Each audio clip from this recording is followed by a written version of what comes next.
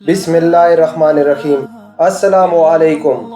آج ہم نے نماز کے اوقات کے اوپر بات کرنی تھی، لیکن اوقات نماز سے پہلے تھوڑا سا تعارف فقہ حنفی اور امام ابو حنیفہ رحمۃ اللہ علیہ کا ضروری تھا۔ حنفی فقہ اپنے نامور بانی کی طرف منسوب ہے، جن کا نام نعمان بن ثابت، کنیت ابو حنیفہ اور لقب امام اعظم ہے۔ آپ کی پیدائش سن 80 ہجری میں کوفہ میں ہوئی اور وفات 150 ہجری بغداد میں ہوئی۔ کوفہ اس وقت عراق کا مرکزی شہر تھا اور مذہبی، سیاسی، معاشرتی اور دینی سرگرمیوں کا مرکز تھا۔ امام ابو حنیفہ رحمۃ اللہ علیہ نے شروع میں علم کلام حاصل کرنے پر توجہ دی اور علم مناظرہ میں کمال پیدا کیا، یہاں تک کہ کوئی بھی دین اور مذاہب باطلہ کا پیروکار مناظرہ میں آپ کے سامنے ٹھہر نہیں سکتا تھا۔ لیکن جلد ہی آپ کا دل مناظرہ، کلام اور منطقی علوم سے بیزار ہو گیا۔ پھر آپ علم حدیث، قرأت، نحو اور ادب کی طرف متوجہ ہو گئے اور کوفہ شہر کے مشہور علماء سے یہ علوم حاصل کیے، جن میں حماد، عطا بن ابی رباح، عمر بن دینار اور شعبی رحمۃ اللہ علیہ جیسے بڑے بڑے علماء شامل ہیں۔ علم فقہ کی 4 اماموں میں سے آپ واحد امام ہیں جنہیں تابعی ہونے کا شرف حاصل ہے۔ آپ نے حضرت انس بن مالک رضی اللہ تعالی عنہ کو دیکھا اور عبداللہ بن ادرا رضی اللہ تعالی عنہ، سہل بن سعد رضی اللہ تعالی عنہ اور ابو طفیل عامر بن واصلہ رضی اللہ تعالی عنہ کا زمانہ پایا تھا۔ امام ابو حنیفہ بے حد ذہین، گہری فہم اور ادراک کے مالک تھے۔ حد درجہ متقی، دیانتدار، عبادت گزار اور خدا ترس انسان تھے۔ آپ کی امانت ضرب المثل تھی۔ وفات کے وقت 5 کروڑ درہم کی امانتیں آپ کے پاس جمع تھیں۔ شبلی نعمانی رحمۃ اللہ علیہ نے آپ کی ذہانت اور حاضر جوابی کے متعدد واقعات ذکر کیے ہیں کہ امام صاحب مشکل سے مشکل مسئلے کو چٹکی میں حل کر دیا کرتے تھے۔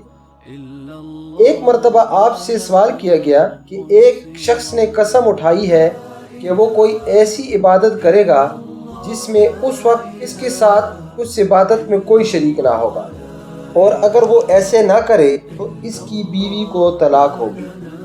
امام ابو حنیفہ رحمۃ اللہ علیہ سے سوال کیا گیا کہ اس شخص کے لیے قسم پوری کرنے کا کیا طریقہ ہے؟ امام صاحب نے برجستہ جواب دیا کہ اس شخص کے لیے مطاف خالی کر دیا جائے کہ وہ اکیلا ہی خانہ کعبہ مقدسہ کا طواف کرے، بس اس کی قسم پوری ہو جائے گی۔ جب خلیفہ المنصور عباسی نے بغداد شہر کی تعمیر شروع کی تو امام ابو حنیفہ رحمۃ اللہ علیہ کو تعمیراتی کام کا نگران مقرر کر دیا۔ آپ 4 سال تک اس کام کے نگران اعلیٰ رہے۔ بعد میں خلیفہ المنصور کو آپ رحمۃ اللہ علیہ سے کچھ خوف پیدا ہو گیا، لہٰذا خلیفہ منصور نے ان کی حمایت حاصل کرنے کے لیے انہیں سلطنت کے چیف جسٹس کے عہدے کی پیشکش کی۔ جب امام صاحب نے اس عہدے کو قبول کرنے سے انکار کر دیا تو اسے بہانہ بنا کر ان کو قید کر دیا۔ چنانچہ المنصور کی قید ہی میں آپ کی وفات ہوئی۔ امام صاحب کے شاگرد ویسے تو کثیر تعداد میں تھے، جن میں عبداللہ بن مبارک رحمۃ اللہ علیہ عظیم محدث تھے۔ ان کے علاوہ سفیان بن عینیہ، وقی بن جراح، عبد الرزاق، یزید بن ہارون اور حفص بن غیاث رحمۃ اللہ علیہ بھی آپ کے شاگرد ہیں۔ لیکن جن شاگردوں کے ذریعے آپ کی فقہ کو شہرت اور قبولیت حاصل ہوئی وہ 4 ہیں: ظفر بن حزیل، حسن بن زیاد، ابو یوسف القاضی اور محمد بن الحسن شیبانی رحمۃ اللہ علیہ شامل ہیں۔ آخری شاگرد یعنی محمد بن الحسن شیبانی اور ابو یوسف القاضی رحمۃ اللہ علیہ کو صاحبین بھی کہتے ہیں۔ امام صاحب کی علمی کارناموں کو پھیلانے میں سب سے زیادہ حصہ امام محمد رحمۃ اللہ علیہ کا ہے اور انہی کی تصانیف سب سے زیادہ ہیں۔ امام ابو حنیفہ رحمۃ اللہ علیہ نے اپنی علمی بصیرت اور گہری فکر کی بنا پر یہ محسوس کر لیا تھا کہ اسلامی سلطنت کی وسیع کاروبار اور مسلم معاشرے میں پیش آنے والے نت نئے واقعات کے لیے سب سے بڑی ضرورت ایک بلند پایہ قانون کی ہے جو اس وقت کی ضرورت کا ساتھ دے سکے۔ اس لیے انہوں نے اپنی تمام تر توجہ تدوین فقہ پر مرکوز کر دی۔ چونکہ آپ کا کپڑے کی تجارت کا وسیع کاروبار تھا جس کی وجہ سے آپ فکر معاش سے آزاد تھے، لہٰذا آپ نے اپنے آپ کو قرآن و حدیث سے مسائل کے حل اور فقہ کی تدوین کے لیے وقف کر دیا۔ آپ نے اسلامی علوم و فنون کے ماہرین کی ایک مجلس قائم کی جو 40 علماء پر مشتمل تھی۔ ان میں علم لغت، نحو، تفسیر، علم کلام، علم حدیث اور علم بلاغت کے ائمہ فن شامل تھے۔ اس مجلس نے مسلسل 30 برس تک کام کیا اور 12,90,000 مسائل تدوین کیے۔ یہ ایک ایسا عظیم الشان کارنامہ ہے جو رہتی دنیا تک یاد رکھا جائے گا۔ اس سے اسلامی حکومت کے لیے قانون کی ایک بنیاد فراہم ہو گئی جس پر اجتہاد اور استنباط کی عمارت تعمیر کرنا آسان ہو گیا۔ امام صاحب نے خود اپنے فقہی مسلک اور اجتہادی طریقہ کار پر روشنی ڈالتے ہوئے فرمایا، میں خود کتاب اللہ سے اخذ کرتا ہوں، پر وہاں مجھے کوئی مسئلہ نہیں ملتا تو پھر سنت رسول اللہ صلی اللہ علیہ وآلہ وسلم سے لیتا ہوں، اور جب وہاں بھی نہ ملے تو صحابہ میں سے کسی کا قول لے لیتا ہوں اور ان کا قول چھوڑ کر دوسروں کا قول نہیں لیتا، اور جب معاملہ ابراہیم رحمۃ اللہ علیہ، شعبی رحمۃ اللہ علیہ، ابن سری رحمۃ اللہ علیہ اور عطا رحمۃ اللہ علیہ پر آ جائے اس وقت میں ان کی طرح اجتہاد کرتا ہوں۔ آپ کی اس قول سے اس بات کی بھی تردید ہو جاتی ہے جو آپ کے مخالفین نے پھیلائی ہے کہ امام ابو حنیفہ رحمۃ اللہ علیہ حدیث اور آثار صحابہ رضی اللہ تعالیٰ عنہ پر قیاس کو ترجیح دیتے تھے۔ فقہ حنفی چونکہ خلافت عباسیہ، خلافت عثمانیہ اور مغلیہ سلطنت میں قانونی فیصلوں کی بنیاد رہی ہے، اس لیے یہ بہت سی پیچیدگیوں سے صاف ہو چکی ہے۔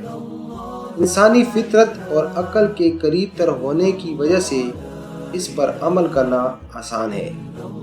اس فقہ میں تدوین شدہ کتابوں کا سرمایہ تمام فقہوں سے زیادہ ہے۔ دنیا کی تمام زبانوں میں اس کی بڑی بلند پایہ کتابوں کا ترجمہ ہو چکا ہے۔ فقہ حنفی میں احکام اور مسائل کا استنباط قرآن و حدیث کی روح اور مغز کے مطابق ہے، لہٰذا جدید دور کے تقاضوں کے عین مطابق ہے۔ یہ فقہ صرف امام ابو حنیفہ رحمۃ اللہ علیہ کی ذاتی کاوش کا نتیجہ ہی نہیں بلکہ اس کی تدوین میں 40 علماء کی مہارت کو بھی دخل ہے، جس کی وجہ سے اس میں جمہوری روح پائی جاتی ہے۔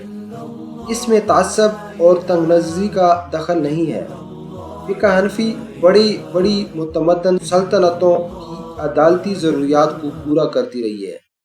اس میں سادگی کا عنصر غالب ہے، اس لیے انسانوں کے بڑے طبقوں میں مقبول ہے۔ اس کی نشر و اشاعت میں علماء کے ساتھ ساتھ حکمرانوں نے بھی حصہ لیا ہے، مثلا سلطان محمود غزنوی، اورنگزیب عالمگیر اور سلطان نور الدین زنگی فقہ حنفی کی علماء میں شمار ہوتے ہیں۔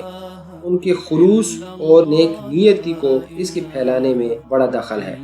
ڈیئر ویورز، فقہی مسائل میں ہماری زیر نظر کتاب مختصر القدوری ہے۔ القدوری کے مصنف ابو الحسین احمد بن محمد بن جعفر البغدادی ہیں۔ ان کی پیدائش 362 ہجری میں ہوئی۔ آپ کے والد ماجد بھی بغداد کے فقہاء میں شمار کیے جاتے تھے۔ امام قدوری رحمۃ اللہ علیہ نے بغداد کے بڑے بڑے علماء سے علم حاصل کیا اور اپنے والد کے بعد تدریس علم کا سلسلہ جاری رکھا۔ بالآخر فقہ حنفی کی ایک ستون قرار پائے۔ آپ نے بہت سی کتابیں تصنیف کی، جن میں سے کتاب التجدید شافعی فقہ کے اختلافات پر مشتمل ہے۔ کتاب التقریب بھی اختلافی مسائل سے متعلق ہے، لیکن اس میں دلائل کا ذکر نہیں۔ مختصر القدوری جو ہمارے زیر نظر کتاب ہے فقہ حنفی کی مقبول عام کتاب ہے۔ اس میں مذہب حنفی کے مسائل کا تذکرہ مختصر انداز میں ہے۔ تصنیف کے وقت سے لے کر آج تک برابر درس نظامی میں شامل ہے۔ اس کی مقبولیت کا اندازہ اس بات سے کیا جا سکتا ہے کہ برہان الدین مرغنیانی کی شورۂ آفاق تصنیف الہدایہ اسی مختصر کی شرح ہے۔ القدوری نسبت ہے قدور کی طرف جو قدر کی جمع ہے۔ قدر دیگ کو کہتے ہیں۔ قدور نام کا ایک محلہ بغداد میں تھا جس میں دیگیں بنانے والے رہتے تھے۔ امام ابو الحسین احمد بھی اسی محلہ میں رہائش رکھتے تھے، اس لیے اس نسبت کی وجہ سے القدوری مشہور ہوئے۔ آپ کی وفات 468 ہجری میں ہوئی۔ پہلے آپ کو گھر میں دفن کیا گیا، لیکن بعد میں شارع منصورہ کے قبرستان میں منتقل کیا گیا۔ انشاءاللہ تاریخ کا باقی حصہ جلد اگلے پروگرام میں آپ کے ساتھ ڈسکس کریں۔ Dear viewers, Fatima T V کو سبسکرائب کرنا مت بھولیے، ویڈیو کو لائک کریں، شیئر کریں اور کمنٹ سیکشن میں اپنی رائے کا اظہار کریں۔